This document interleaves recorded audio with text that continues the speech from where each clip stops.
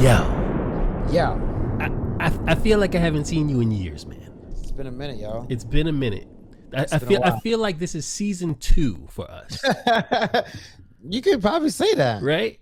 Unofficially, I mean, we could do this however we want to do it. So we Yeah, could do man. that if we want. We got a new format. Yeah.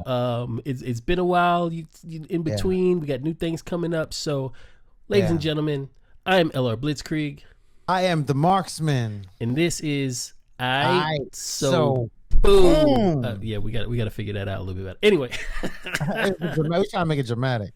yeah, man. How you been, bro? I haven't seen you in a while. I've been all right, man. I've been all right. Just working, keeping busy. Getting ready for the summer. The spring is here. Yeah, man. It's Kinda spring almost. again. You know what I'm saying? So time really flew by. I ain't gonna lie. Man, what was our last episode that we actually put Hawkeye. out? Well, Spider-Man, right? I don't even know if we put Spider-Man out, yo.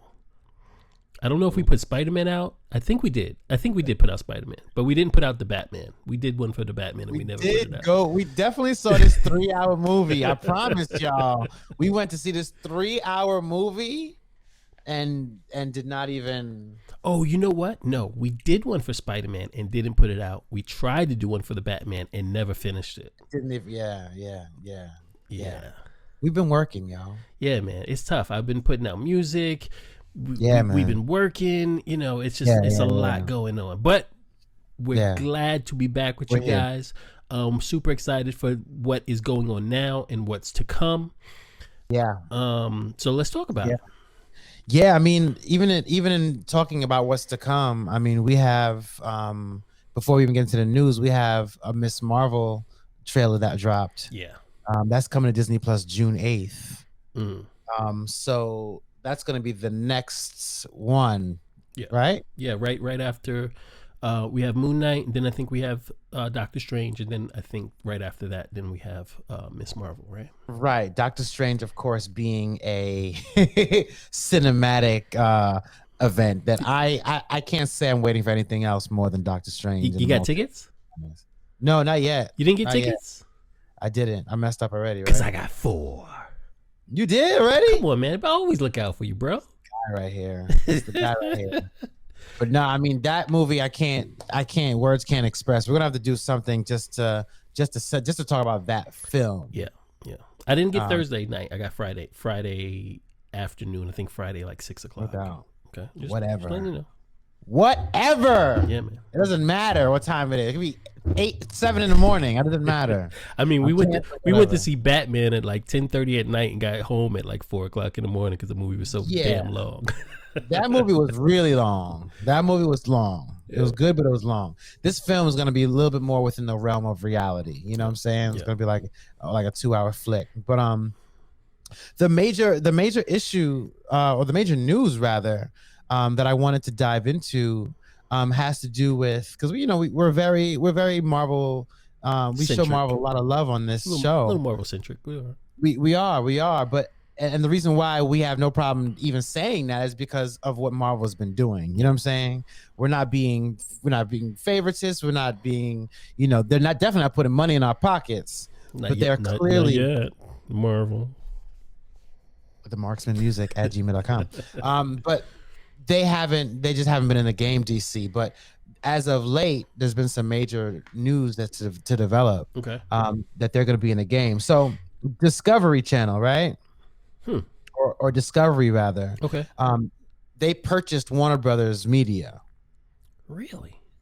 They did. Discovery purchased Warner. Mm-hmm. That sounds so backwards to me. You sometimes don't know who the players are in the game. Yeah, when you think of Discovery, you're like, little old Discovery. They bought the entirety of Warner Brothers Media, and that includes HBO. That includes Warner Brothers Pictures. That includes everything. When did this happen? This happened this past week. Really? I didn't even know.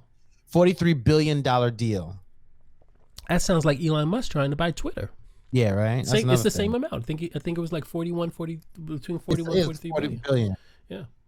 So because this happened, Bliss, what this does is this enables them to reset. So they have their head company. The head of the company now is this dude named David Zaslav. Mm-hmm. And what he's publicly said is that he's going to redo how they approach their movies. Okay.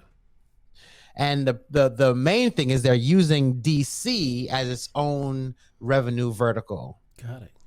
You know what I'm saying? Like, duh.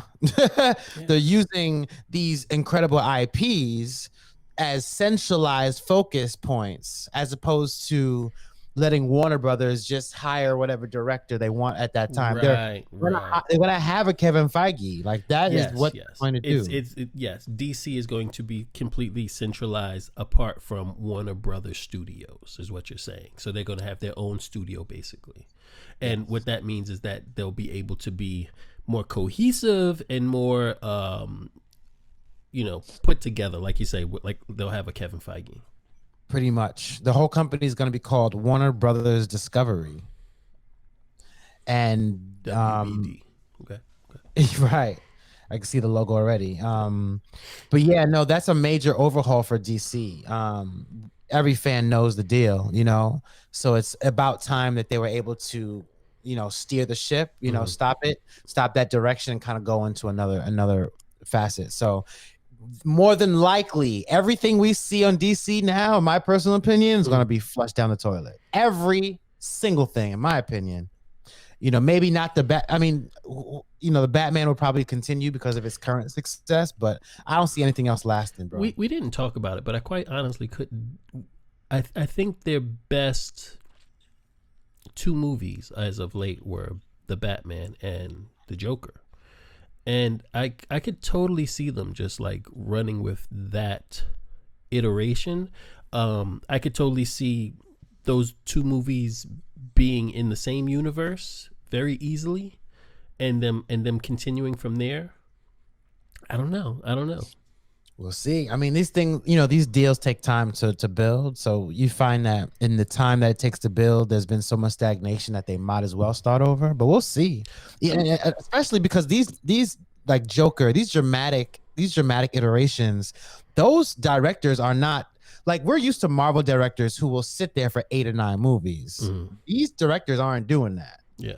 So it may be more difficult for them with their approach even. I'm just interested in what their jumping off point is going to be, if it's something that's already happened or is happening, like, who knows what's going to happen with the Flash movie now that Ezra Miller is like, he's just doing a lot outside of the movies that is hurting his career immensely. So I don't know if that movie's going to get scrapped. I don't know if, they'll do that Flashpoint movie will happen and they'll erase everything before it and then start from there. Like, he'll be like, because that's what happened in the comics with the New 52. Flashpoint happened and then New 52 started and it was a brand new world, basically, brand new universe, right? So they could do that with the Flash movie if they felt like it. The Rock could make $1 billion with his Black Adam movie, throw his dick around and be like, okay, now I'm the touchstone, the starting point for the new universe. Because I think if something makes a ton of money, then they'll want to use that as their launching pad rather than just tearing everything down. You know what I'm saying? Yeah, I mean, they haven't done well enough for anything to be, what I'm saying? We haven't seen these movies, obviously. Flashpoint, if they're smart, of course, Ezra Miller's situation pending. If they're smart, that Flashpoint will end the way Spider-Man No Way Home ended, with like a clean effing slate for them to just do whatever they want, no matter what. You know what I'm saying? Like, because it looks like things are gonna be shaken around majorly. We may see some major recasting. So I think the Flashpoint movie, i.e., Ezra Miller's situation. If you don't know, Ezra Miller was arrested for like assault. Like, he put his hands on a woman, if I'm not mistaken. I mean, the last thing I saw, he was in Hawaii, and he was staying at some like hostel or something, or somebody's house, and he went in and assaulted the man and the woman that owned this house, and said, I'll beat you up and your slut wife or something like that. He stole from them, and then I think the same day he went to like a karaoke bar and didn't like what somebody was singing and got into a fight, and just nutso stuff. Clearly, I don't want to say that. Just clearly, it seems like he has, some issues going on with him that is, say the least, hurting his career. I'm the Flash, bitch. Yeah, man. You probably didn't even see me do that. Like, you saw this? Let me stop. That's not right, especially if he's assaulting people. But and we're joking, but the thing is, they shot this movie, bro. This movie's shot. Yeah. Flashpoint is shot, and they put a lot of eggs in that basket. So, who knows how cancel culture, how justice, how all these things will kind of align with it. So yeah, that's something that was very interesting, because if DC can pull this off, that is the game changer of all game changers. While I was walking my dog, I saw a quick I think it was on Twitter, that they had cast the Wonder Twins. Yeah. Okay. I think they could do something cool with that. As long as just don't be serious with it. Just make it funny, and that's it. Yeah. Give it to James Gunn. You know what I'm saying? Yeah. But as silly as Wonder Twins can be, we all 80s babies, we know the Wonder Twins. I think they can do something really funny with the special level of special effects we have nowadays. Yeah. So I'm hoping they do that. So yeah, that's HBO Max material. So ladies and gentlemen, this is Aiight So Boom. For sure.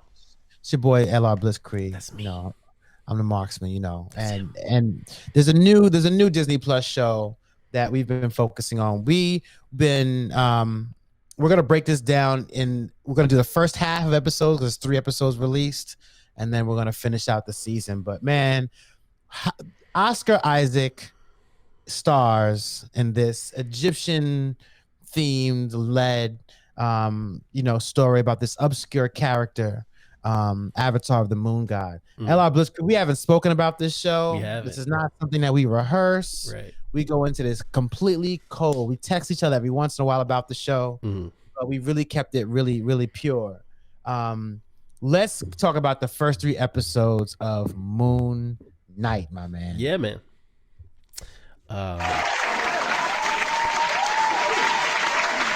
How are you feel? How are you running with this show, man? Hold on. Aiight So Boom is a brand new show. We got sound effects. Yo. No, we killing it. We killing it. The budget hasn't gone up, but the quality has. True. I went into the first episode assuming that I was going to love this show. I don't honestly read a lot of Moon Knight comics, right? Or have read. I don't. In fact, I don't think I've ever bought a physical Moon Knight comic. Right. I've read some digital. I read a whole run digitally a few years back, and you see him here and there in other people's comics, and I think he's cool. But I was never like, yo, I gotta get to that new Moon Knight. Never happened, right? But I always loved him as a character. I just thought he was a very cool character who maybe wasn't represented properly in the comics. I was like, I could see what they could do with him, but they're not doing it until that one run that I read, that when they had him with his alter egos were other superheroes. I told you about that before. One was Captain America, one was Wolverine, I think one was Spider-Man. Super nuts. So I love that run. Can't remember who did it, but whatever. But I went into this thinking that I was going to love it because I always looked at him as Marvel's Batman, right? And as crazy as Batman should be. You know what I'm saying? Like, Batman's crazy, but they never make him like crazy in the comics. But Moon Knight is Batman, but as crazy as Batman should really be in the comics, right? And yeah, man, first episode, I thought it was great. I thought that the way that they did it and they changed up the story from what actually happens in the comics was were really smart choices. Like starting off with Steven rather than Mark, I thought was a great choice, even though it seems like it's still sort of a misdirect, right? And if you're following in the comic books, the focus in the comic books is Mark. Yeah. Like he is the main identity that you're associated with. Yeah. But in this story, and I see why they do it for TV. Yeah. They give us the other alter ego, Right. which is Stephen Grant. And they give you the likable character, right? The one that you can identify with. It's funny because we always talk about how when we watch these movies, they'll throw in like a human character that is supposed to be us, right? Is our vantage point of all this, you know, superhero stuff that's going on. But in Moon Knight, that character is the protagonist. You know what I'm saying? So it's really cool that you get to see it from both sides, from the same person. And they changed his character so much because in the comics, Steve is Grant, right? Stephen Grant is he's a billionaire, right? He's Bruce Wayne. He's Tony Stark, right? But to make him a much more low level or a much more likable character that doesn't have everything at his disposal, right? Right. Makes him way more likable and makes it so that it's not like, you know, it doesn't matter what personality he's showing, he has everything, right? If he's Stephen Grant, he's a billionaire. He's still cool. He still has all this money, gadgets, cars, Tony whatever. Stark has already existed. Yeah, if he's Mark Spector, then you know he's a mercenary and he can he's real strong and can shoot stuff up or whatever. So here we have somebody that's a little bit different. He's vulnerable. He has really good morals and values, but he's meek, you know. So he's trying to find himself. It almost seems like, it's cool how they introduce him as, you know, he works at the gift shop, the museum. They show that he's well learned, you know, he's well read, and that information and that knowledge comes in handy later. You know, we see, which is smart, right? But we're introduced to these characters. We're introduced to, you know, to Khonshu, you know, a little late in the episode, but we're able to kind of establish who he is as a character who's torn. He has sleep disorder, you know, so he has, of course, a lock on, you know, which is very intriguing. Obviously, he goes on these missions, you can see, but he's back in his bedroom, and of course he has sand around his bed, and it's just so extreme, you know what I'm saying? You just kind of see that he's in anguish. He's just a tortured soul, in so many ways, and they do a very good job. I mean, I can't give Oscar Isaac enough props. Watching him do this is just, few actors could have done it like that. Quite honestly, with Oscar Isaac, I hadn't seen him in much except for playing Poe Dameron in like Star Wars movies, right? But like Rogue One? I loved Rogue One. I think it was a little bit of a flat presentation or acting job from him in that movie. They didn't have a lot of dimensions to it. He was just like the cocky, you know, fighter pilot dude, you know. Wait, you did the X-Men Apocalypse? When my man played Apocalypse? Oh, he was Apocalypse? One of the worst things in the world. Yeah, that was terrible. That was terrible. And I try to erase that movie from my mind. So I'm sorry. Thanks a lot. But I kept hearing, you know, from other people, oh, he's such an incredible actor. He's such an incredible actor. And I'm like, you know, we'll see.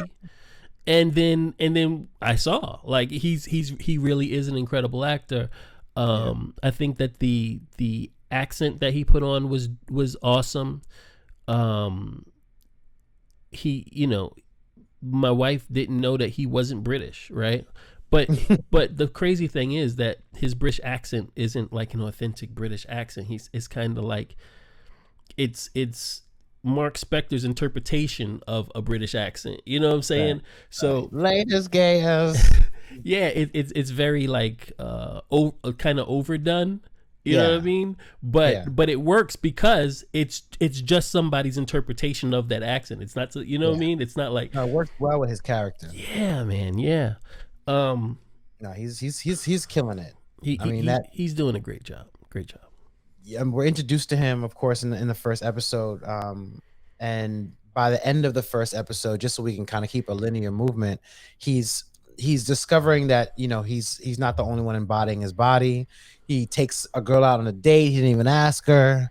The goldfish. The actual episode is called "The Goldfish Problem," because he realizes that his goldfish has two fins. Yeah.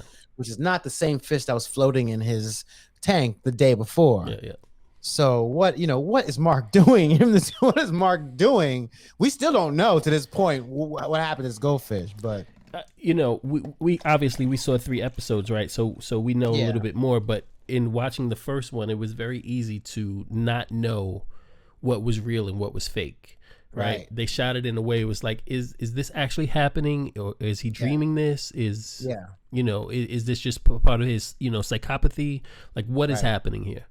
And obviously we find out that pretty much everything that we see is actually happening. But I just thought that the way that they shot that and made you unsure, especially when we watch all of these shows and movies, and we do a lot of the work because we already have ideas and thoughts of these characters. Yeah. So they can cut things. They can cut things because they expect you to already know. Like, listen, the Hulk's he's gonna turn green. You know what I mean? Right. Captain America, he's like all American guy. Well, those type of things. But with Moon Knight, we don't know anything, right? For the most part, most people don't know shit. And just the fact that he's a character that has been around for decades, but it seems so fresh, makes this one like even more exciting for me because I don't know what to expect, at all. Well, Marvel loves that niche, right? They love that, to be able to hook you in and then get an obscure IP and then do whatever they want with it. Like, that's their Guardians of the Galaxy. Like, that's their little niche, to get these obscure characters and just go ape with it. Yeah. But yeah, I mean, he finds this key at a cell phone, which is a key, pun intended, element for the next episode. But yeah, like the first episode and the last episode was written by the same gentleman. Okay. It escaped me his name, but he's actually an Egyptian writer. So we're gonna see there are slight differences in the episodes, but the second episode brings in Layla. Wait, we can't even get there yet, man, because not to stretch this out, but that scene in the Alps when he's blacking out and coming to, and when we first meet Arthur Harrow. Well, that's not the first time we meet Arthur Harrow. Arthur Harrow is actually the first character we meet. The first scene, that's you can't even not mention that, actually, because that's a big one. And he's sitting there and he has his crocodile cane. It's a crocodile, right? Not an alligator. It was a crocodile. I believe crocodiles are like Egyptian. You're right. His crocodile cane, and then he's like putting glass in his shoes, and he's walking around like enduring all of this pain just to show how how dedicated he is to his beliefs. Very gangster intro scene. Yeah. That was very un-Disney to me. Very you know what I'm saying? Like, I was just like, wow. Yeah. But anyway, so we get to the Alps, and he just wakes up there, and with his jaw broken. Now I saw a couple things, and I got really hyped when I said when I could see that I could assume, like I you just had that little bit of hope, that little bit of belief, right? That castle in the background was Doomstat. I don't know if you heard that. You didn't hear that? I heard that. That's a big deal. Yeah. So what made you think that specifically? Okay. So I saw it online, right? So and somebody said, look at the castle, right? And then they showed a picture of Doomstat in a comic book, and it looked exactly the same, right? And then Doomstat says on top of a hill, and then it has this really winding road all the way down to the bottom of Doomstat, and that's the road that they were on when he was in that cupcake truck, going down, and then if you see it, if you see it, it's like, oh, please let that be true. And then there was another thing. There was one more thing. While he's in the truck, right? You see him turn. He's turned and he's driving the truck and he's looking back because that guy is coming and there's a box behind him. And on the box it says something, but the only letters that you can see are Von D. Yeah. Word? Yeah. Oh, yeah. that's huge. Yeah. What? That's left field. Oh my God. Okay, so they're just expanding this universe, man. So it's like, did he steal the scarab from Doom, or did he get the scarab from Doom, or is he just, where is this place? Is it Latveria? Is it, Sokovia? Where is he? We don't know. He said the Alps, but that could mean anything. Marvel, please bring Dr. Doom in. Please bring Dr. Doom. I mean, it doesn't have to. You could just tease it this series. No, but that's the thing. I could see it that's the only little breadcrumb we get right now. You know what I'm saying? Right here, and then more later, and then later on you'll go back and be like, yo, that's the castle. Now that's interesting. Now, and this is something I was gonna bring up at the end, but when Disney started submitting their shows for Emmy consideration. They submitted Moon Knight and Hawkeye as limited series. As they should. Right? So it doesn't look like we're going to get another Hawkeye. I don't care. It doesn't look like we're going to get another Moon Knight in this form. Hey, listen. They asked Oscar Isaac. He's like, so what's next for the Moonlight? He's like, oh, I just signed on for these 6 episodes. That's it. Now, it would be kind of weird for them just to do that and then we don't hear from him again, right? So you're thinking of the big screen, right? Yeah. You're thinking of Blade coming up, right? You're thinking of, you know what I mean? Like Doom would be a great villain.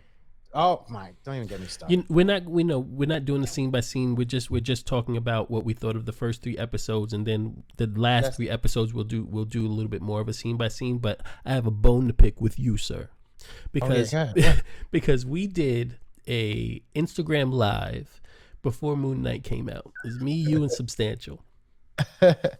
And I said, and they said, the first appearance of Moon Knight was in Werewolf by Night, and blah blah this and the other. And then we see the trailer, and he's beating up this thing, and you was like, yo, that's the Werewolf by Night, son. Yo, that's him. Right. And I'm like, I can't say that for sure. And you're like, bro, it's coming from me, bro. Wait, I wasn't dying on that hill. You that was Werewolf by Night? Bro, you were. Okay.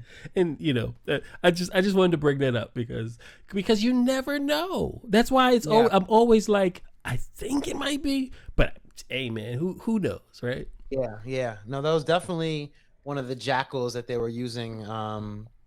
One of the jackals that only he can see, apparently. Right. Or at least only the people imbued with some of this Egyptian like god power, because I'm sure that Arthur can see it. I'm sure yeah. I guess that makes sense, because the argument could be said that that's him losing his mind even further. I'm sure Khonshu can see it. You know what I'm saying? Khonshu, right? Well, I mean that kind of ended the first episode. Was when he pretty much is in. I love that part. Yeah, I can watch that part. That last 30 seconds of that episode, I could watch that over and over. Yeah. Where he's pretty much just like, all right, look at me, his reflection, and they focus on his reflection. Yeah. And you could see Oscar Isaac really making 2 different characters. You know what I'm saying? Like somebody who's fearful, and then somebody who's ultimately confident. And you can see in that reflection, it's like, yo, give me that body, Yeah. And that was really dope. He relinquished power, and then he really manhandles this jackal. Yeah, the best part is when like you just hear what's going on in that bathroom, and it was cool for them to use the bathroom for the fight because there's no cameras in the bathroom, right? At least there shouldn't be. But you see the doorway, and then you see the jackal trying to escape from him, and then he just like pulls it back in, like he's the monster, right? I'm the monster. Which is something that you gotta listen. If you have him being that aggressive, because I was like, whoa, that's aggressive. Yeah. Make sure that they keep that energy, as the kids say. But that was the first episode. The second episode is called Summon the Suit. Mm-hmm. So this is where he pretty much goes. he gets fired from the museum, of course. Right. Going over the video footage, we see that that you can't see anything.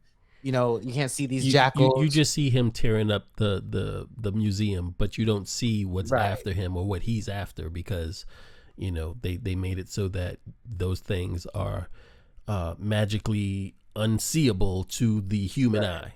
Human eye, yeah. But he gets fired, of course, realizes he has this key. He goes to the storage room. He opens it up, and of course it's Mark Spector's, and it's this little military bunker. Yeah. Where he pretty much he finds what I call the Bourne Identity starter kit. Yeah. We got a couple weapons. He's got a cot. He's got his passport, guns. Got all that. Yeah. But of course Stephen Grant's all he's so moral. He sees all this as so crazy, so he actually speaks to Mark Spector, who lets him know, yo, I am the avatar of Khonshu. Like, this is not something you're gonna digest, but this is up Stephen Grant's wheelhouse as far as education. So it is very interesting to see how they're going to link these two. But anyway, he threatens to run away with, confiscate all the materials. Then we meet Layla. Yeah, he says he's going to the police. He finds the scarab that he stole or acquired in episode 1. He takes a bag of money and I think some passports and the scarab, and he runs out, and then he runs smack dab into Layla. Yeah. Who of course has been looking for him. She's the one who's been calling him all this time. Yeah. He drives. He's like, listen, just take me to my apartment. I'll explain everything. Of course, he's not the man that she thinks he's putting on a front, a little mercenary identity, but realizes pretty soon that it's pretty much him. Goes back to the flat. That whole when they go back to the apartment scene was pretty interesting. I think just because like you got to see his connection to Layla, even though he never met her, right? So like her favorite poet, he knows her stuff verbatim, or the fact that he's very much into the hieroglyphs and decoding ancient Egyptian text, and these are things that she was very much into, so it almost seems like Mark, from our perspective, Mark being the main personality, made sure that this other personality had traits of Layla in it, or that he thinks that the best in a person is her, so that's why Stephen has these traits, or these these things that he doesn't have. You know what I mean? Yeah, I mean those theories are definitely they unfold as time continues. But we do know that she's the child of an archaeologist. And as time continues, and if you watch these episodes, we're not spoiling anything. As time continues, you wonder if the drama that Mark Spector had, because they talk about him murdering archaeologists. Yeah. The first thing I'm thinking, because we have a moment where Arthur Harrow is like, we know what you did. Pretty much, they have the kind of like, I know you moment. Is it possible that Mark Spector killed her father, right? Layla's father. It's definitely possible, right? I would assume that it's more like he didn't save him, so he feels responsible. Like, I don't think any of the two personalities that we've met so far within Mark Spector's body are bad, right? We'll get to episode 3 in a minute, but Mark Spector isn't good. He has a means to an end, right?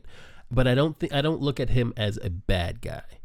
When he had that fight on the rooftop and he was beating those guys up, like, he'll kill somebody that's after him, but he's not going to kill a kid, right? Yeah.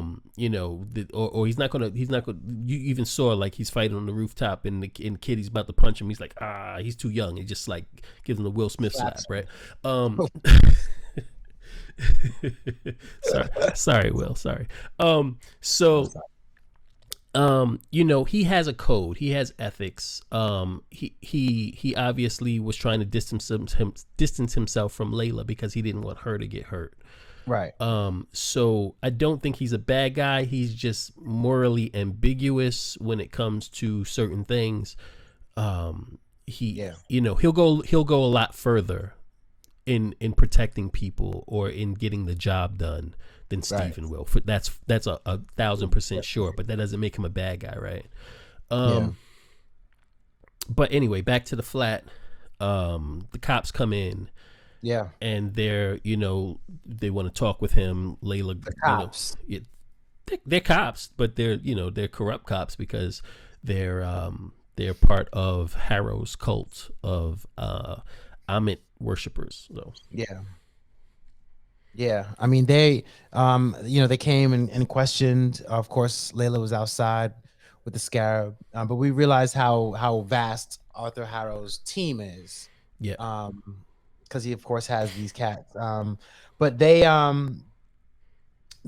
pretty much the Khonshu has more of he comes out a lot more in this episode, and not to mention he's voiced by Academy Award winner F. Murray Abraham. Like that voice is very, very well known. That's a very famous voice. So I'm gonna tell you. Episode 1, we hear Khonshu, and I'm like, the fuck? The fuck they picked that voice for? Like, it just didn't work for me. Because it's like, why would this Egyptian god sound like that? And then by the end of episode 2, I understood it. It made sense because that's how he sounds to Stephen, right? But it's the same voice when he's talking to Mark, but it doesn't have a British accent, right? I don't know if you peeped that. So yeah. So he speaks in regular American English when he's speaking to Mark, but he speaks with a British accent when he's talking to Stephen. I didn't notice that either. Yeah. So that the voice that you hear, because his mouth doesn't move, it's a freaking bird skull, right? Giant bird skull. Right. So it's basically his voice is being like telepathically sent to his avatar's mind, really, right? He's not talking. Yeah. So you hear whatever it is that he thinks you should hear. I thought that was really cool. That is very cool. And the whole Khonshu concept is just dope to have, a god, a deity that's just kind of just chilling there. Yeah. We're at the space within, special effects where we can do something like that, have a detailed character, just add a lot more color to the show. So I love the Khonshu stuff. Giving me more Khonshu. Yeah. And with Khonshu being the only one of these Egyptian gods that we've seen so far, right? Yeah. I like the idea of how the gods are portrayed and what their powers are in art, right? So they can give power to an avatar, to a human avatar, but they have no power themselves, really. Right. Like, they can't really affect things themselves. Right. They can only affect things through the humans. Right. Because they're meant to observe. Right. And I found that really interesting. When the problem that I think a lot of people have is like, they say, well, he's a god, he should be able to do this, he should be able to do that, why can't blah blah blah. And I'm like, but there's levels to this, right? And there's different types of gods and different things that they can do, and there are limitations on gods, right? So right, in different planes, right? So you have to look at it that way rather than like, gods can do anything, he should just be able to snap his fingers and blah blah blah happen. Nah, right. It's not going to work that way, especially when you're a god of a thing. Because if you're a god of a thing, then you only have domain and power over that thing. Right. And even the unit, which is this unit of gods, that Ennead, right? Ennead. Yeah. Sorry, Ennead. he introduced the concept of them in the beginning in the museum, and they were able to see this group of gods and goddesses. I thought it was interesting, because I mean, we're talking about Egyptian gods, and the pro-black in me wanted to see the Egyptian gods rather than this diverse group of people, but I get it. Yeah, yeah. They're avatars, right? And they're newer avatars, so you could assume that some of those avatars are going to be, Middle Eastern or British, whatever, blah blah. There was like one black avatar when we finally do see all these avatars together. Yeah. I did appreciate, the director. Excuse me. Was talking about how when you see Egypt in this show, it's going to be a lot different than you've seen in most everything else, because in everything else they make it like it's this third world, just desert wasteland, where nobody has anything and there's no electricity or whatever. Right. And, yeah, no city, and he wanted to portray it in a real, a more real and modern way, and I think in the third episode they definitely did that. Right. Before we get there, we have to mention Mr. Knight's entrance. Oh God, yes. Because that happens in the second episode in the Summon the Suit. So we have Layla and Steven are pretty much on the run. Arthur pretty much has them. And they have a little chase scene, and he turns, of course the battle is, Mark, give me your body, give me the body, I can save you, just like I did at the end of the last episode. Yeah. But of course, Stephen Grant has heard about all the heinous, deaths and murders that Mark has executed in his time. Yeah. So he doesn't want to give him his body. So this conflict of giving your body up to the moon god and not giving your body to Mark Spector gives us a new character, which is Mr. Knight, which is much different from the comics, much different. For sure. I'm curious to know, Blitz, how you felt about their iteration of Mr. Knight. I think it's all dope. There's nothing, the costume is excellent. It is. It's Steven, right? So this is Steven's super form, just like Moon Knight is Mark's super form. So it's not like you get a brand new personality. It's the personality of the person that's in charge at that point in time. And the only reason that it came out as that suit is because he didn't know what the hell Layla was talking about when she said, dude, put the suit on. A suit popped into his mind, and it came out that way as a nice, dapper Mr. Monopoly suit. Yeah. And it looked dope, man. I didn't mind it at all. He seemed really strong in a way that I don't know we saw Mark Spector Moon Knight be strong. We've seen Mark Spector Moon Knight be like super agile and very adept with his weapons and stuff. But the actual physical strength of Mr. Knight, he did things in that scene that I haven't seen Moon Knight do. The way that he was when he's beating that Jackal's ass. I'm seeing that's for sure strength on that level. Yeah, that's for sure. I hear you. You're right about that. It may just be a difference in look, but I would much prefer if it was also because the mind is different when he's in a different personality, for the power set to be a little bit different. I would love that. I think they were trying to do that with when he had the two different weapons. Yeah.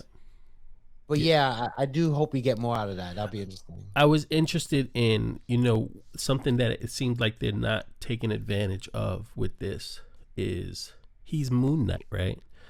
And there are phases of the moon, right? So when I thought that we were going to get a different version of Moon Knight was when the moon was in a different phase. And I thought that we were going to get different versions of Khonshu when the moon was in a different phase, right? But they're not going there, it doesn't seem. But something that just came into my mind was that uh when we get to episode 3, we're all over the place because we're doing 3 episodes in one, right? Yeah. It seems like there's another personality in there. Yes. We're getting there very soon. Because when they have the blackouts, now people are getting killed, and Steven's like, Mark, no, and Mark's like, I didn't do that. Like, I don't know what you're talking about. So right. Perhaps, right, there are in the phases of the moon, there's the light side where the sun shines on, right? That's Steven. And then there's the dark side where there's no sunlight, right? The dark side. And then there's the full moon. There's the main personality that has a little bit of both. He's a little bit dark and he's not so, and he's a little bit light, and that's Mark. You know what I'm saying? So no one said this, but that was something that was going on in my head, that, like, you know, we're getting a full spectrum of the moon from these 3 personalities. That's interesting, and I'll be a little disappointed if they don't take advantage of that. I know, right? Considering what happens in the 3rd episode with the moon god, I'm hoping they bring that energy back to bring him back.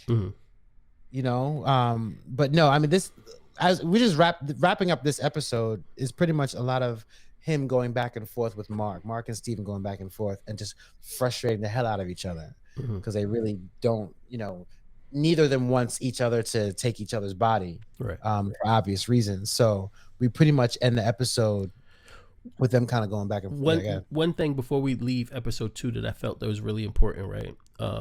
When he goes to Arthur Harrow's compound or little village or town that he has built up, and, you know, everybody's cool, and it used to be a ghetto, and like fighting and, you know, murder and all that stuff, and now people are like growing tomatoes on the side of the road and learning Mandarin, right? Learning all of these different languages, and it seems like a utopia, right? And that scene was beautiful with that, like, lit up, like, you know, old school wall, and when they go into like the little, like, you know, square or whatever, and he talks to Steven and is you know, telling him who Aiight is. That's the time that he tells him that he was the last avatar of Khonshu, and he was the last, basically, like, maybe it was a Moon Knight. I don't know what he looked like in like if he had a costume or whatever, but he was the last avatar of Khonshu. And, you know, how Khonshu is a bad guy, and, you know, don't listen to him. You don't have to listen to him, whatever. And he tells him his whole plan for Aiight and getting Aiight out and judging, you know, the people before they do bad. Wouldn't that be a good thing? And, you know, Steven's like, you can't judge somebody by what they think about. Like, I think about killing my boss all the time. I'm not going to do it. You know what I'm saying? That very Minority Report type thing. And also the plot of The Winter Soldier, but whatever. They do this a lot, right? We've been here before. Yeah. So, you know, he's like, but what about babies? You kill babies? And he's like, because I'm not cool with killing babies. And, you know, Arthur Harrow's like, I'll kill a baby if it's going to do some bad shit later on. Like, I don't care. I'll kill baby Thanos in a second. So they made some people, I would assume, somewhat sympathetic to Arthur Harrow's ideology, right? Like, if we could get rid of all the bad, that'd be great, right? Everybody'd be good, and then we wouldn't have no problems. But then at the end of the episode, Mark drops the scarab. He picks up and some homeless dude picks up the scarab, and he's like, "Oh, I need that back. You know, run that.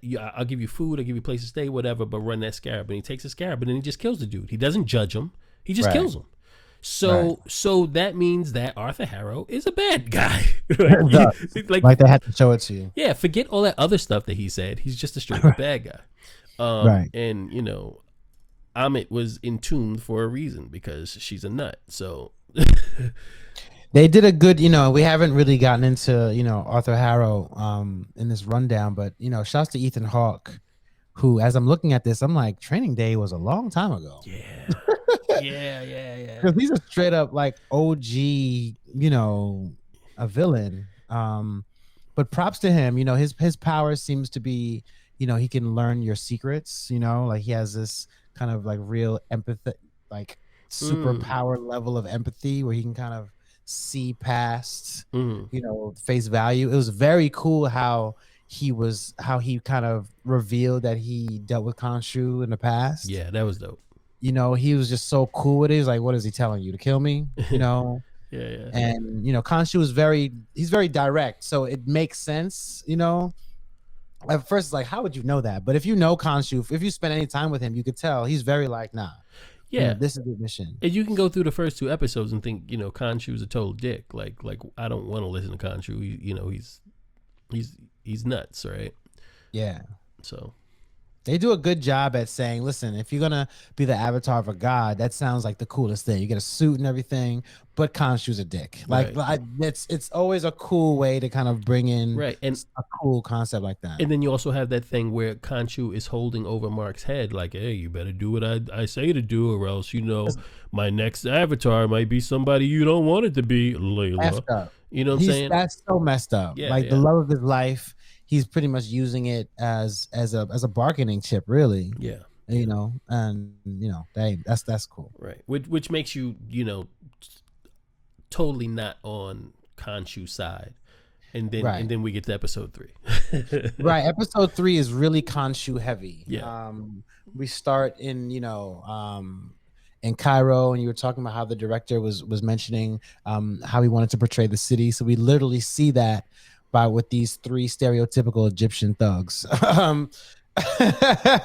with blades, literally licking the blade. Like, fam, that part I was like, Aladdin. But the great part was like he just got punched in his face over and over again for doing something that stupid. Yeah. When I saw that, I was like, okay, how stereotypical y'all not trying to be? That's like that's like them going to the hood. Yeah. And the thugs like, yo, what up, yo? And they I got turn it sideways. Brace yourself, fool. Like, that's kind of the equivalent. But right, Jafar. But it's cool that in the show that they use a lot of reflections. So you see if he's fighting, you will see like a glass, or in this case they use the knife blade, so that Mark Spector can see Stephen Grant, and Stephen Grant can holler, don't do this. So that conflict is always cool when you have a good actor at the helm. So it's not just silly looking. But pretty much, he has this fight with them. He wigs out, ends up going to the airport. Wakes up going to the airport. Yeah. Right. And he's like, where are we going? You said the airport. The airport. Oh, Steven's being a pussy over here. Let's get out of here. See the dudes. Like, let's chase them. And then ends up having the second chase scene because they're already shook. They're already running from him at this point. And then that's when he kind of has that situation with the young man off the cliff, where he's pretty much like, yo, he holds him to save him, like, yo, I'm trying to get some information on Arthur Harrow, where everybody is. And the dude is like, yo, I'm it. Yeah. And cuts it and dies and does a Natasha. One of the memes was like, he was like, knock knock, who's there? He's like, Natasha. Some horrible. The internet's horrible. But that was important, I think, so that we can really see, because it's all about seeing what is the moral center of this character. You know what I'm saying? Like, what can Mark Spector tolerate and what can't he tolerate? My man Khonshu was like, I thought he'd talk. Like, that was just hilarious. Yo, that was dope. That was hilarious. I loved every time we saw like Khonshu just like, like chilling on the side of a building and stuff. He's like, yo, exactly. And that's the special effects. I love his design. It's straight off the comic book pages. Yeah. Love Khonshu's design. Yeah. And we pay attention to detail, but if you look at Moon Knight's costume, that's Khonshu. That hood, that it has a beak on it, that's Khonshu, you know what I mean? Like, right. Like, and this is something you can't even really see in the pages of the comic book, because it's just a white outfit. But these are mummified bands that has wrapped around as protective armor, as Khonshu said. Yeah, it's like, so they really bring the whole ceremonious element of being an avatar into the physical realm, and I love that with the costume. Love the costume. We talked about this in an Instagram live video. Our handles are right there. You should follow us. But I really want that like monster team, right? Because we have Moon Knight, who is the mummy. We have Blade, who's the vampire. We know that Werewolf by Night is coming, right? So you have a monster squad, which is like I want to see that supernatural, that team. At least just once, I want to see all three of them together. Yes. I'm sure there's some type of Frankenstein character. Only one I can think of off the top of my head is Nebula, but Frankenstein. Yeah, like different parts put together. Yeah. That's interesting. Blade. I think Blade is going to the big screen, right? Yeah, 100%. My prediction is Moon Knight is gonna fall in there. I think the next time we see Moon Knight is gonna be. I think Blade is going to. What my point is, Blade is going to start off this cinematic version of these night characters. Mm-hmm. Oh, and maybe like fighting like some zombies that are left over from like Doctor Strange or something. I don't know. Yeah. You know what I'm saying? Like put Moon Knight in there. Like we have so many things we need to figure out in the Marvel universe and the direction they're going to. We have Young Avengers over here. Blade is starting his little niche over there. Let's get Moon Knight back in. I would really be disappointed if we don't see him in there. I think that I think this is a little bit off track, but I think Oscar Isaac was like, "Oh, you guys want me to do this? Okay, we're going to sign this show deal and see how it goes." And based on the reception to it, we'll see, what my renegotiation will be. I think he always knew that this was going to be his Marvel character that he'd probably do for a while. It's just, how can I leverage this in the best way to not get locked into a 10-picture deal, and not make any money, any real money, when I know that, it's a possibility that this character will blow up like Spider-Man, and now, oh no, y'all got to back up the truck. Like, back it up. Yeah, and financially that works out better for Oscar Isaac. And if if you look at, you doesn't have to look far. Oscar Isaac is already in the Disney fold. Yeah, he's already a Disney, employee. For lack of a better word, he's got a name badge that says Oscar. He has it. Oscar with a O. It makes it right exactly. So it makes sense that he would be able to get a good deal with them, because they're like, hey, we may need you for something else. Yeah. We may want you for something else, but you ain't going nowhere. Yeah. If they want Oscar Isaac for something, they know they don't have to go far. The crazy thing is that out of everybody in every show that we've seen, like, oh, that was a great movie. Oh, I love that movie. Oh, I love this character. He's the one within this Marvel universe where everybody keeps saying, yo, his acting is nuts. So they want to keep him around. They want to keep him around. Come on, man. I mean, he's an A-list celebrity at this point. You know what I'm saying? Like, they're gonna do something cinematic with him. It's just a matter of when. You know. Yeah. So yeah, I mean, to see that we're not gonna see a Moon Knight 2, to me, that just elevates all of that speculation. So yeah, I mean, the third episode, we meet the gods head on, and we meet the avatars. We don't meet the gods, unfortunately, because budgets. That's honestly what it was, man. An avatar, a human being, walking into a tomb is way easier than making 9 different gods. CGI. Yeah, CGI gods. So it's all about the budget. And that's why we don't see Moon Knight that much, because he's CGI for the most part. And that those things cost money. But I'm not mad. I'm not mad at it. They use it sparingly, but the ways that they use it is always good. It's like, do you use that money for a less, an actor with a lower price tag, and then you get more CGI in there? Or do you, use that budget on the best actor you can? You know what I mean? Like, that's something that I think they've always tried to get the talent first. Sorry, somebody's playing the worst music ever really loudly outside my building. Say word. I can't hear it. You don't? Okay, cool. I can't hear anything. Never mind. Play one of your tracks. Word. play Crew Love by LR Blitzkrieg and Gorilla Nims. Out now. Bing bong. Out now. Nah, make sure you cop that, y'all, for real. But yeah, we have this little this situation where Khonshu was like, listen, I've gotten to beef with these gods before. And we learned how rejected he is. The more we learn about him, the more we learn how much of a loser god he is. He's a hothead, right? And it's from what it seems, the gods want to keep it super discreet. They don't want to be seen. They just want to be in the background and let the avatars observe for them what's going on. They say, just like in the Eternals, like, we're here to observe and not interfere, right? Just like the Watchers, just like the Eternals, that's what we do. And it seems like there have been many times where Khonshu was the John Gotti of the Egyptian gods and was just a little too flashy, and they're like, yo, fam, like can you stop making the moon bounce up and down? Like, we're trying to keep a low profile while you're on here. a date trying to show off. And also he says in it that he didn't want to turn his back on humanity. He wants to help humanity, and that was like, oh yeah, he's an asshole, right? But he's a good guy. He's a good guy. He's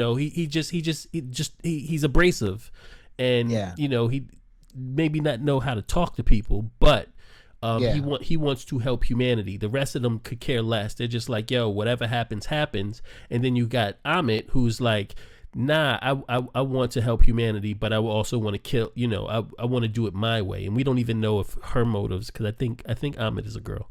Head of a crocodile, front body of a lion, back bottom of a hippopotamus. And she's casted already. So yeah, I didn't know that. Okay. Obviously she's casted. The show's been like done, but I didn't know that it was going to be some type of embodiment that we were going to see. So where was I? Obviously Aiight's plan is bad for us, whatever it is. The other gods, it's not necessarily bad, but it's not helping us either. And then you have Khonshu, who's like, yo, man, like, I love these people, like, let's help them out a little bit. So there's that. I mean, I was a little not confused, but I was a little like, okay, when the Khonshu's trying to deliver the case to the gods that Arthur Harrow has these diabolical means. And he's somehow messing with the natural order anyway. And so he presents this case to the gods, and my thing is, y'all can't see Arthur Harrow's over here digging up the ground. Like, he's not secretive about it. Arthur Harrow's not sneaking in the middle of the night. That's kind of the thing that was bothering me, right? Was like, I know y'all. And this is what I was talking about before, like trying to get over that, like the gods are not interfering. They're just not really even paying attention to what's going on. They're letting their avatars do that. And if their avatars aren't paying attention, then it's not, we don't see nothing, it's basically like that. In this scene, right? This is the scene when they go into the tomb and all the avatars are there, and Khonshu takes over. Now embody, goes into the body of Mark/Steven, where I was like, Thor.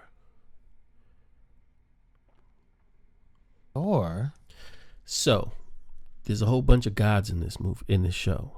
Yeah. We know that the bad guy in Thor is Gore the God Butcher. I want to see some of these Egyptian gods die. I want to see some Eternals die. I want to see them. I want to go have him get his face scratched by Bast from Wakanda. Like, I want to see him hop from pantheon to pantheon. You know what I'm saying? Because I don't want to see you I don't want to just see you around Norse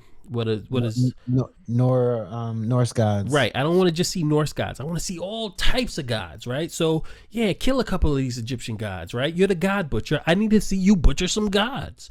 Now, ladies and gentlemen, you're watching this show. This week they released first images of God Butcher played by Christian Bale. Bale. I was so mad. and he's not that comic accurate, but it's still Christian Bale. Hopefully, we get a good. I still trust Taika Waititi to deliver a dope movie. Gore, the God Butcher, doesn't have a nose. They gave him a nose, he's just yo. He's just a guy. He just it might as well be White Vision. He looked like Vision. Yeah. Maybe he's bigger, please don't have him just be Christian Bale sitting here in white makeup. I trust y'all, but I think y'all should have fixed that. That was a mistake. Yeah, I agree. Because he's such a cool character. We'll see. Maybe Christian Bale was like, I'm Batman. Y'all ain't putting that shit on my face. That's probably what happened. He's like, they probably did it, right? They probably did like all the prosthetics, and he was like, yeah, I'm not sitting in the chair for 4 hours a day for this shit. Like, straight up, y'all got to figure something else out. Straight up. I know that's what happened, because that's what happens in these movies. These people get upset. What's her face from she didn't want to have all of the prosthetics that comes, or the makeup that goes with being Mystique. So now we see Mystique as a human for half, 3/4 of the movie, and then.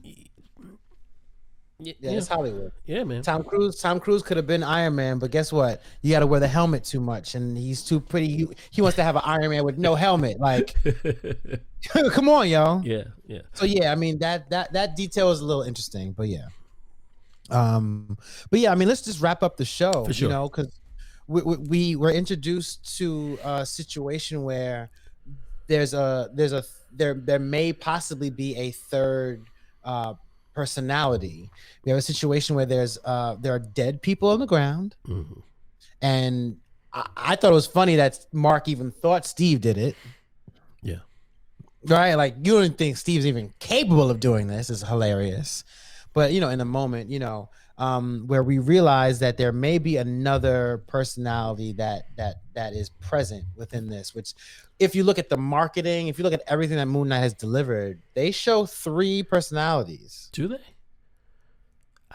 They show. Well, the marketing is slick because they show Moon Knight, Oscar Isaac. I'm looking at the screen. Knight. I'm looking at the screen right now, and you have Mr. Knight, you have Moon Knight, and you have a very menacing looking Oscar Isaac. Who could be anybody, right? Yeah, but he looks really mean. Right? He doesn't look like heroic. He looks like he has a problem.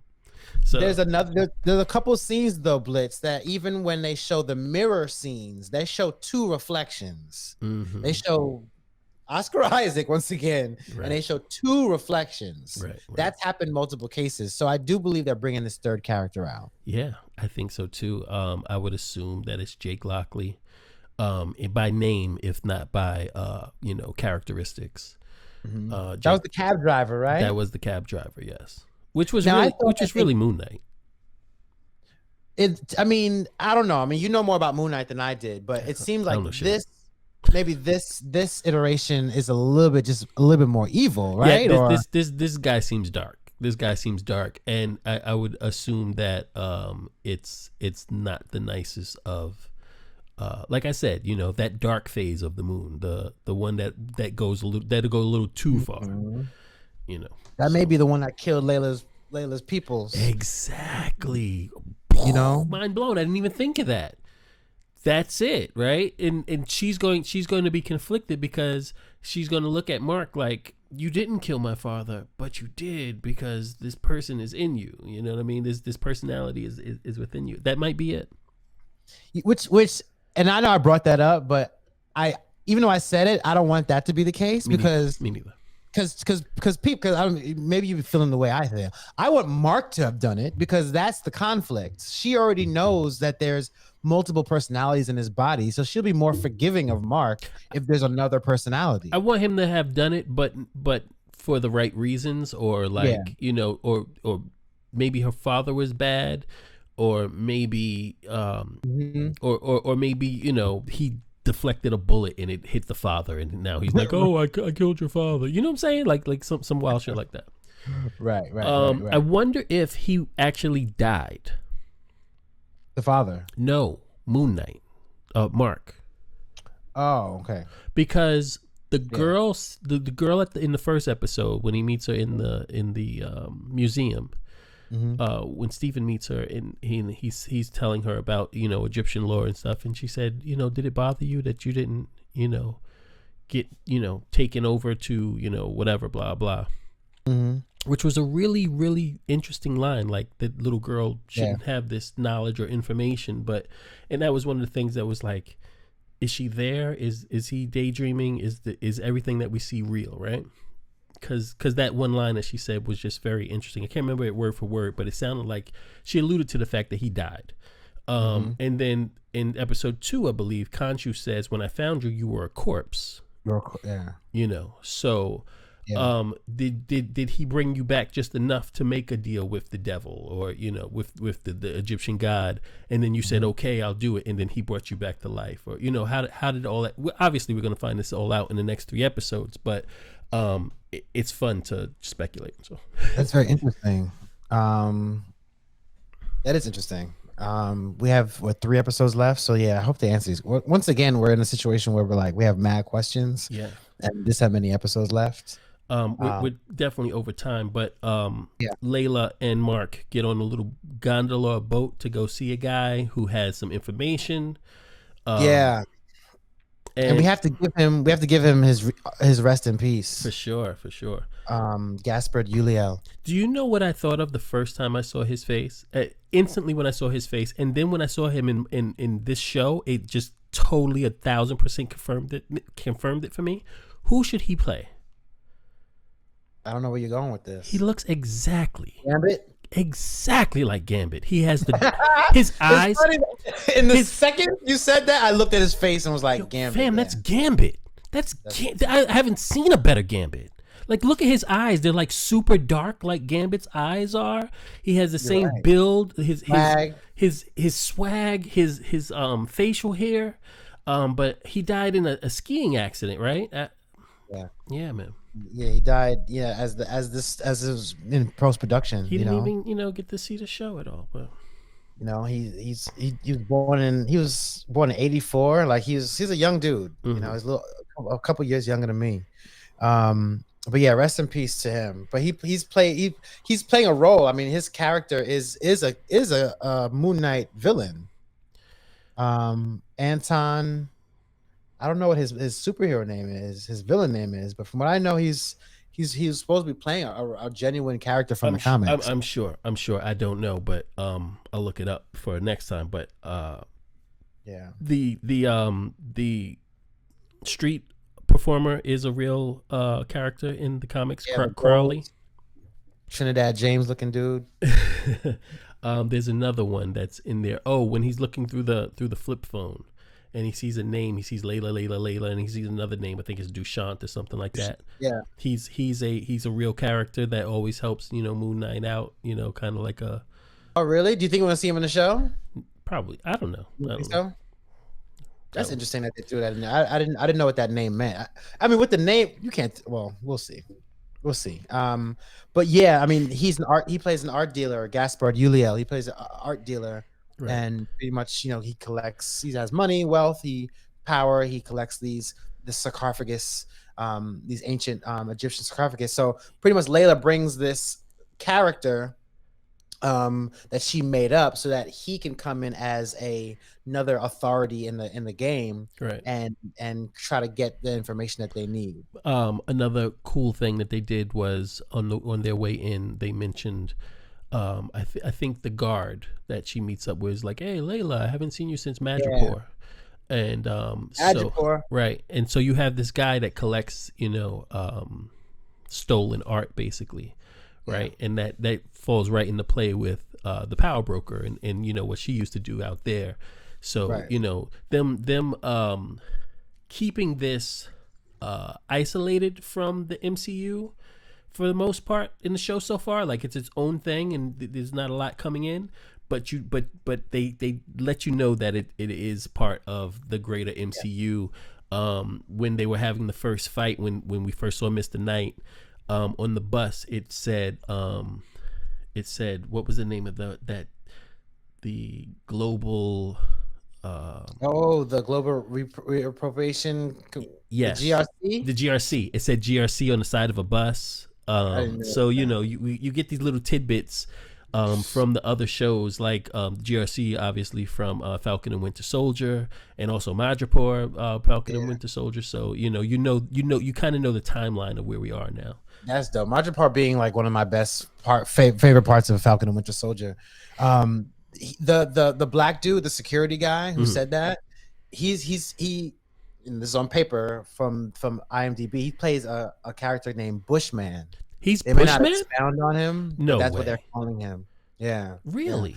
And this dude who passed, I found it. His name is Midnight Man in the comics. Really, Midnight Man is supposed to be one of his major arch nemesis. And wait, but Bushman is his number one. What do you call it? Foil bad guy in the comics. What that tells me though, Blitz, is that they're not going to use him that much. No, they're not. They felt like Bushman was way too stereotypical of a character. Mm-hmm. Did they have Bushman in Power Man? Who did that guy play? You know what I'm talking about? In Power Man, you mean Luke Cage? Yeah, Luke Cage. Yeah, that wasn't that dude Bushman? Bushmaster. He was Bushmaster. Bushmaster. Yes, which is a different character, but it's still a black guy. Why we get the Bush names all the time? I don't understand. In the bush. But whatever. I've been messing with us white people. Don't think we don't catch it. Yeah. So obviously, the producers and writers were like, nah, we're not going to go there with this. Right. We'll make him just a security guard. Have this character that's dressed in all white, beating up on this black man named Bushman is not today. Not today, Satan. No. But nah, I mean, that was a cool little scene. We see, Mark, a Moon Knight come through, and then we see, Mr. Knight come through. Wait, all white with a hood on, beating up on this evil black man. Listen. Not today, Satan. Catch that, Marvel? Why just to check and we won't sue. Right. Nah. But that was a cool little scene. Just a cool little fight scene. We kind of see, Moon Knight, outstretch his cape, and we see that little, moon. We kind of see a lot more of his branding and his power set, you know? Yeah. That was a cool little fight. Of course, Arthur Harrow's. Interesting. Interesting that. I guess you didn't get there yet, but interesting that when they did when they had the real fight in the spears, went through him. Yeah. And he's just like, all right, I'm gonna get up and keep fighting. Yeah, I mean, you're telling me how strong this guy is. You know what I'm saying? When you're doing things like that, you're letting your audience know he can run with X amount of this level of villain and hero. Can he die when he has the suit on? Like, I'm interested. Well, Khonshu described them as healing bands or a healing costume. So, it may be something where he probably just can't die while he has that on, at least from a physically, you know what I'm saying? So that was pretty cool. Mark Spector, and of course, Stephen have a situation where Stephen Grant has the information that he needs, and he learned that really in this episode. Yeah. He has a lot of the data, the book knowledge that he needs. Whereas, of course, Mark Spector has them gats. Yeah. You know what I'm saying? So it's like, that's not that bad if you think about it. Having somebody else use your body is not bad. But if I had somebody use my body and could do everything I can't do, you know what I'm saying? Somebody who's maybe just a whiz at math, and just somebody who just, can run faster and jump higher. But the conflict still is that they don't trust each other, and they don't trust each other to give the body back when the other person's going to need it, So right. Yeah. So will they be able to coexist, by the end of the show? First they have to locate this third mother fudger, and then bring him into the fold and see if he comes to the weekly meetings and whatnot. But just to end this episode, it ends with a situation with Khonshu really, and a really cool dynamic scene where they're pretty much trying to get information and get intel on what happened many years ago, and if they knew what happened within that moon structure, they need a map of the stars that's going to tell them exactly pinpoint where Amit's sarcophagus is, or where Right. Amit is. And they have this star map that I even have on my phone, where you can hold your phone up to a constellation, and it'll tell you what constellation it is, right? Well, Layla's is a little bit more advanced. It tells you, it'll triangulate location of, stuff in blah blah blah, right? Whatever. But the problem is that the night sky now is not the same as it was 2,000 years ago, when this tapestry was made that gives them the information that they need, right? So in order to get that information, Khonshu and Moon Knight use their power together to reverse the sky 2,000 years. Not reverse time, just reverse the sky. A little weird. It's a little wonky for me, but whatever. I get it.